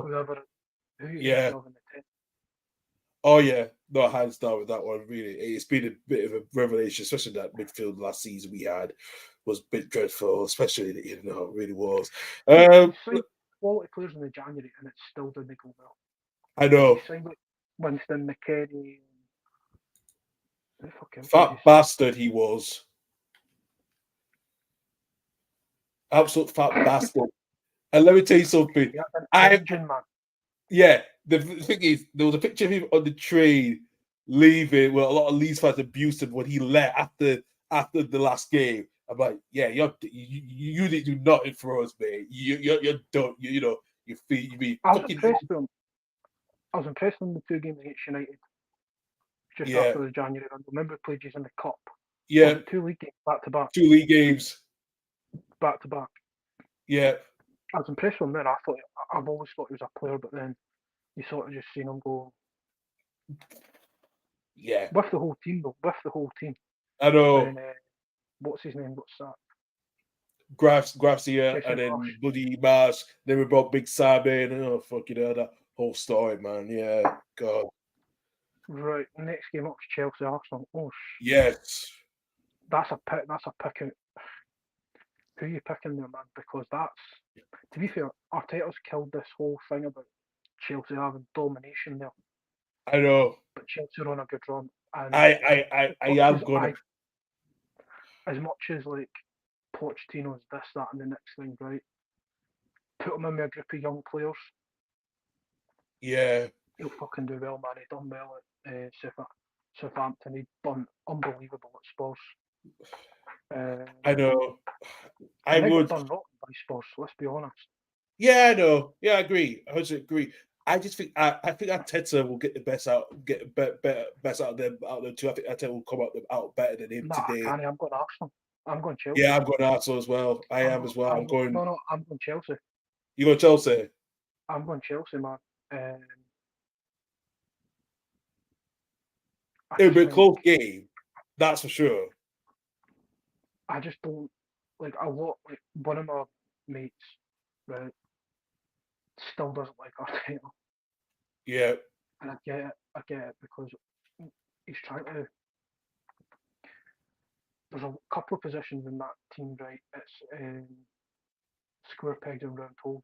He's trying to play like Havertz as an 8. no, he's not being, but he's not good at as an 8. We all know that, you know. And like his problems are like the left back position when Zinchenko was injured, he pushed Saliba or Gabriel out there so he could like fit somewhere in. I'm just like, what's the point? Yeah. I think they had an all right transfer window. I don't think they had a great one. I think No, what I don't think it was their best. It was okay. Yeah. I think the overpayment of Declan Rice is a bit. Well, listen, Not Man City driving that price up though. Well done. it was all the way Man City was driving. Yeah, yeah. David Moyes' phoned fucking Pep. They're like, listen, go and just drive a bit of interest up. I'll want more money for Wales. I know. I think that's been like. Well, like I agree with that. But I think Declan Rice wanted to stay in London because in a way, because of his young family, I don't think he could have moved up. He would have moved up. I think he did have I think him and his partner did have a child at the time. You know, just not long ago, a few months. Yeah. No, I'm not denying he would have went to Arsenal or Chelsea if they were in for him, right? Because he was at Chelsea as a kid and John Terry's his idol. Yeah. I didn't think he was ever coming to Manchester. I think it's a bit too cold for him. Yeah, he's a come hell on. of a player. I do think he's a hell of a player, man. I do. He I is. do like that. Nice, but he's not. But if you play it in the Pennines, you know you're gonna have long cold days. You know, so mate, it's like, well, how can I compare it to Manchester, right? Also, I go down there most summers for an outside gig. yeah. I always take a jacket to these fucking gigs. I know you do. I know you take Yeah, jackets to the fucking gig. June, July, or August, right? Yeah, if you're in the middle of Heaton Park like I was last summer, I was lucky it was scorching and it never rained. Yeah. I still had a cagoule ready. You for still need to take a jacket. You still need to take a jacket, even though a lad at me from Yorkshire, you still need to take a jacket to, you know, See, you mate, know it's gonna like. Northern England, mate. Northern England. I know. Up north it's fucking cold. But yeah, Yeah. I just wanted Chelsea, man. Wouldn't be surprised if it's a draw. Yeah, I'm gonna go out. So we're both going in the opposite ways with this one. I'm happy to I'm do gonna that. go. I'm only gonna go like a 1-0. Like I'm not gonna go like anything. I'm going the same 1-0 as well, pal. So yeah. And Sheffield United, Man United, I think we're gonna do them. You are. I feel the worry. This is. It's not gonna be no 8-0 score, but I do think it's gonna be high scoring. No. I don't think it's gonna be sort of thing. I think it's gonna be nervy at times. Because you don't know what back four we're putting out. Yeah. But I just think we're going to do them. I think I seen Marcus's goal against Italy. Fucking incredible. They dig it right. I know. Bellingham Big Jude makes it right because of the run he does. Yeah. But I think Marcus is scoring there regardless. Looks like he's found his magic stick again. He did, yeah. It's been off with a bit more cold and hot than the last 3 weeks. It was kind of like, is he gonna be really ready for this game against Italy? We were questioning about that, thinking, if he was gonna be in the starting 11 because we knew it was gonna be like depends who was gonna be fit because we know we did play a different side against Australia in the friendly. We just knew that playing Rashford was vital. I know. The big miss for us is Casemiro, obviously. He's been told to just stay in Brazil an extra couple of days. But that's the reason we brought Amrabat in. Amrabat would be bought or loaned regardless. Yeah. We're going to technicalities about that. I just think we can attack by an You are. Gene Cunts like Carragher, even Gary Neville's having a mate. Look at that fucking team. Yeah, Maguire and Evans at the back. Mate, I could score past that. I know. And I love John Evans, by the way. We all do.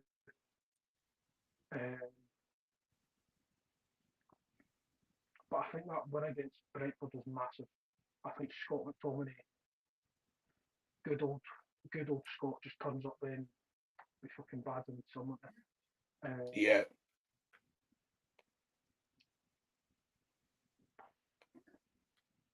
I'm just gonna say 4-0 to Man United because I think it's going to be maybe a 3-1. I can't see Sheffield United scoring. I really can't. I really don't know why though. After what happened last. Yeah. Yeah. Undue stick as well, because I think the goalkeeping position at Man United is such a massive position. It is a massive position, especially at Manchester United. You look at it the last sort of since of a lifetime, mate, right? Schmeichel, Edwin, De Gea, Yeah. 3 of the best keepers the world's ever seen. I don't that think De Gea's slide was massive, mate, but for 2-3 years, Neuer wasn't. When Neuer was hitting, De Gea was like, no, I'll save that. yeah. I think Onana just needs. The problem is, you don't get settled in time at big clubs like United. No, you don't. You don't have time to settle as a goalkeeper the first season. It takes, De Gea was the same when he first. Yeah, exactly. And even Schmeichel as well. So. But I think I back Ten Hag. I know. And let him cook. Yeah.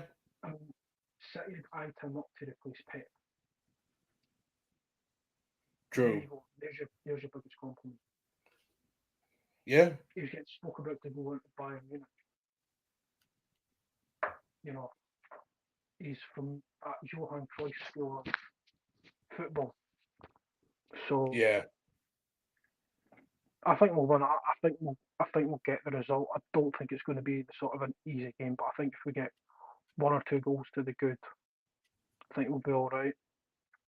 Okay. But No, fair enough. as Mike said, it went not 100% confident. I've just got this feeling that we can just go and get a fucking result, just claw a result out of your arses. Mm-hmm. It's going to be a 4-1 at the same time. Like, it could be a Sheffield United. They're going to make this easy, right? But look at all the injuries. Yeah, you've got injuries here, man. It's bad. Yeah, absolutely. Let me try and find it. No, of course, this Sky Sports article is all about Man United. Yeah. Absolutely. So yeah, I know you'll be watching that game anyway. Sunday, only one game in the Premier League. The boxing on. Oh yeah, it is shit. I forgot about that. Yeah. Got Carol Linares on the Sky card. So shit, no, I might be watching that tonight. Then actually, since you just told me about that, I might be watching that tonight. Actually, yeah. It's one of them.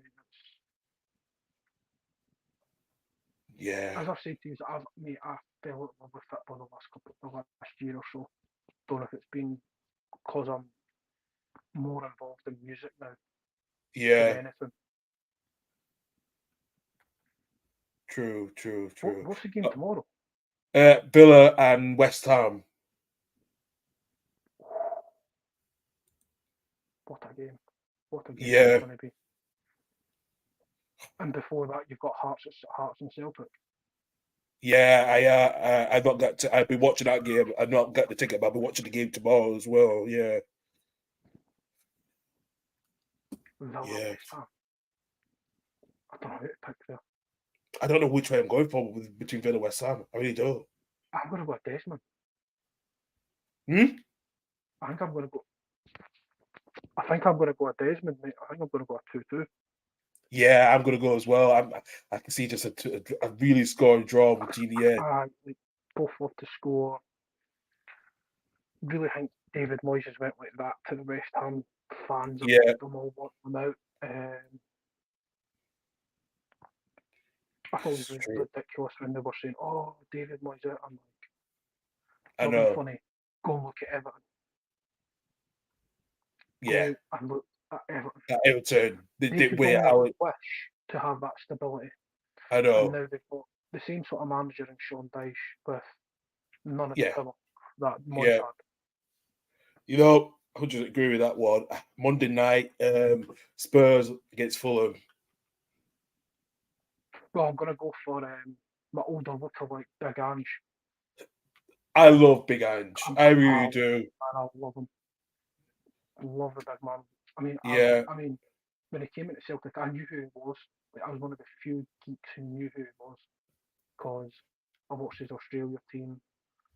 yeah, Sort of see because there was players in that Chinese league. I'd like, is that big Australian guy?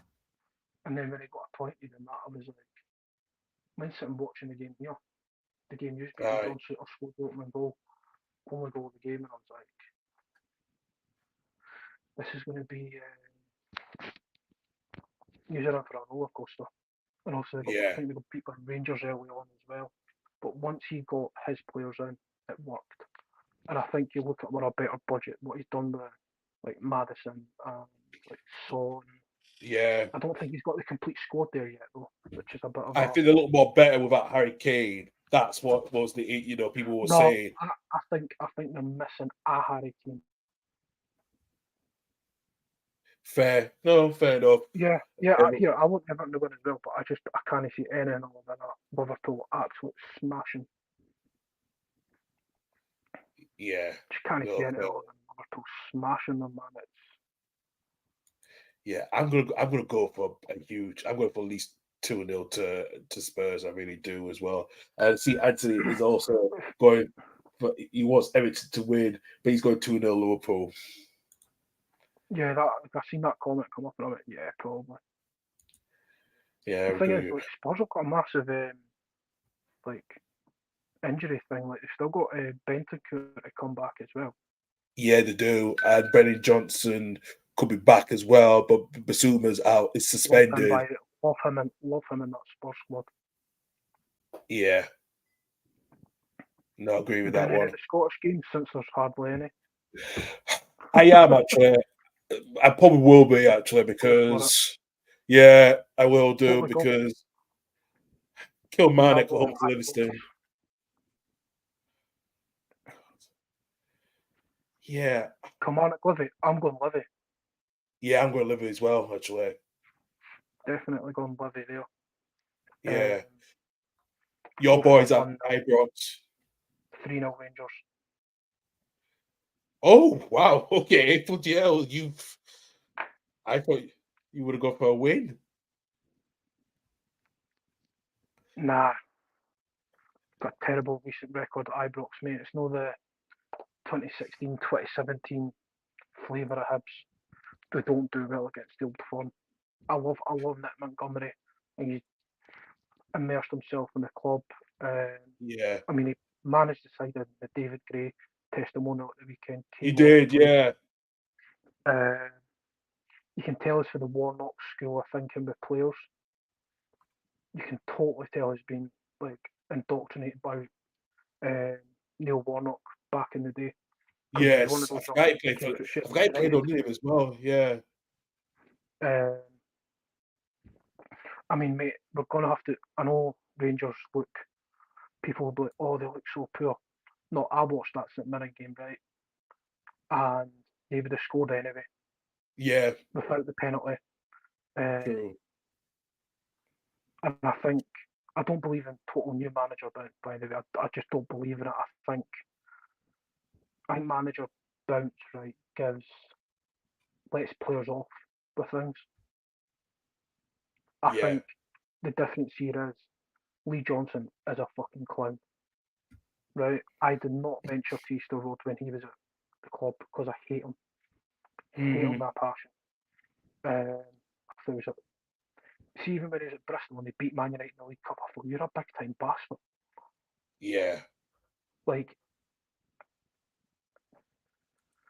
and Nick Montgomery's got some job there, like rebuilding that team. I mean, they were good for small spells at Tynecastle the other week there.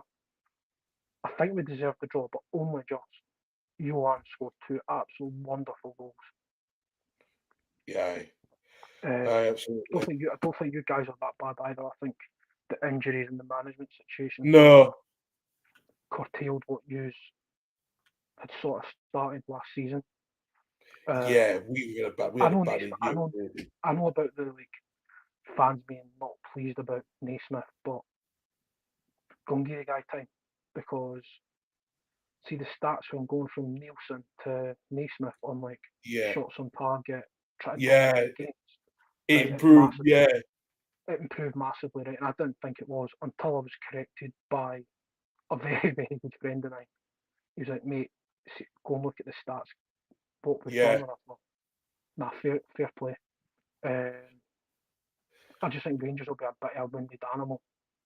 yeah. No, true. I was thinking the same as well with Rangers as well too. Hearts are home to Celtic. I think Celtic.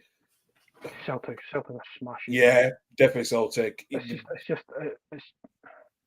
not even that you're shit, mate, because you aren't. And I kind of always want you to beat the old firm. True. I've always been a sort of Edinburgh over Glasgow lad. Yeah, apart you from when have. it comes to cup finals, never want you to win a cup against Celtic. That's just out the fucking thing. But no, I would like you to win tomorrow, despite the fact you'll go another probably 3 points. You'd go another 3 points ahead of us. Yeah, You need what you will need to do against Celtic, right? Is don't get too over exuberant going forward. that's the If you problem. do We're going to score, have that right? first. Yeah, Because St Mirren learnt their lesson a couple of weeks ago when was it St Mirren? yeah. St Mirren or Motherwell? It was one of the two. No, it was Motherwell. Motherwell. Yeah, yeah. They equalised and Celtic just went up the other end and scored. Scored. Yeah, no, I remember that. I watched that. And I thought, yeah, no, just Celtic just. Hearts have been a little bit of a bogey side at times for Celtic. Yeah, I know. Anything else other than a Celtic one. I do as well. I agree. I think Celtic will win that one. Not comfortably, but they'll get the win, so. You don't see if you don't concede early, you'll make it very tight for them. Yeah. But I look at it, man, and I'm like, it's tough playing the old firm with the amount the amount True. of differences. And the thing is, you're unbeaten in the last 3. Yeah, 2 we won have been. against Killie, you won against Ross County, and you also drew against us. I don't know how we fucked up that one. I really do. I'm still surprised how we fucked. Yeah. Do you want to know what I think happened, mate? Right, is you see it 2-0 up against us at Tynecastle. Yeah. It's all see if it was 3-0, it's done. It's done. Yeah, exactly. That's what I was thinking. I'm thinking if it's just scored one more goal, it was done. But we were 2-0 for. I thought him's gonna fucking come back, and I know they're gonna get the last laugh, and you did towards the end. I'm like, I did. It was funny. I mean, you were shit for that 90 minutes apart from that. I think it was 90-second breaks. Yeah, I know.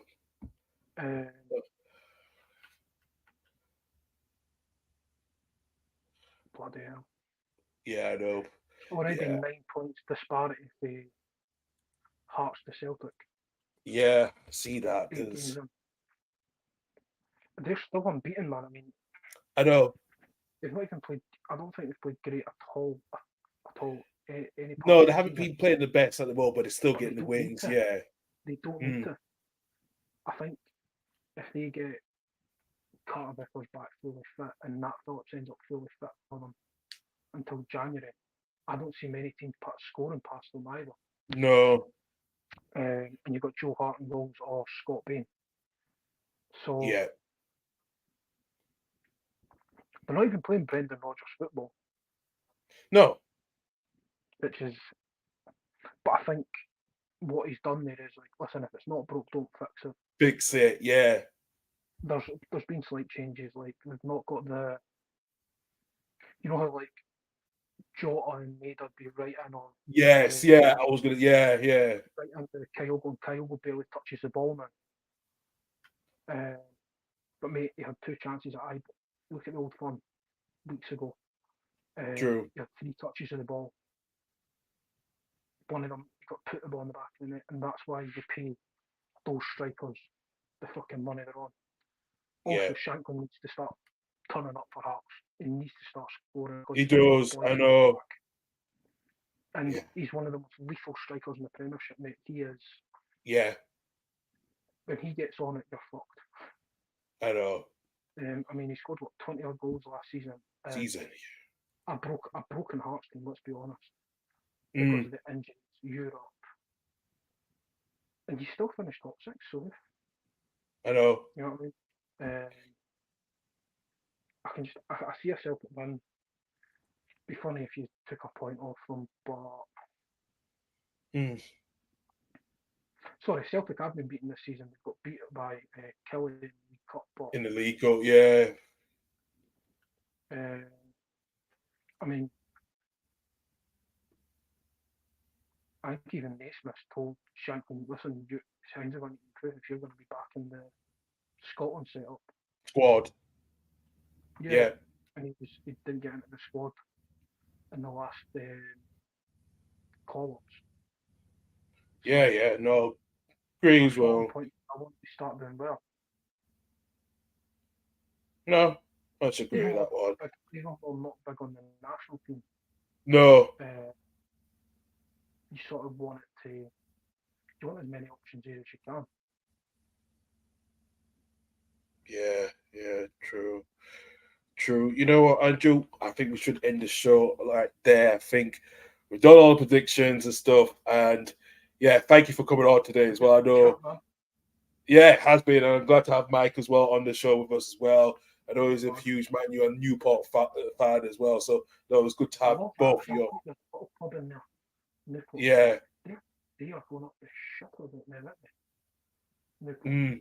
If I'm right. Tough to do a bit of looking, but I've seen a couple of things in like. Yeah, no, he's yeah.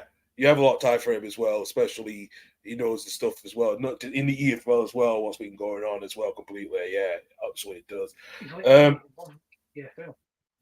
Yeah. Over the Prem. Aye. I'm one of those as well. But no, agrees. Anyway. So I'm probably not going to watch Liverpool Everton. Yeah. Sure, the EFL game. No, I 100% agree with that one as well. No, but Andrew, thanks for coming on and absolute pleasure.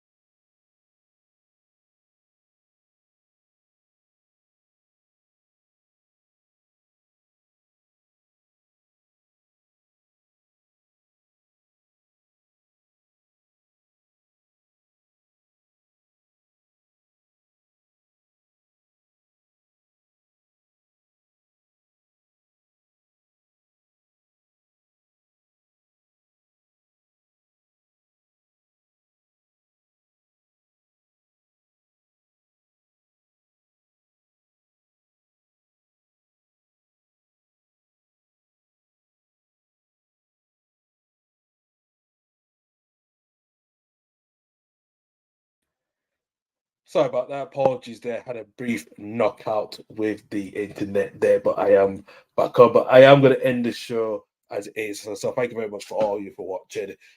We will see you at the same time next week, hopefully as well. But all you have a good weekend. Take care for now.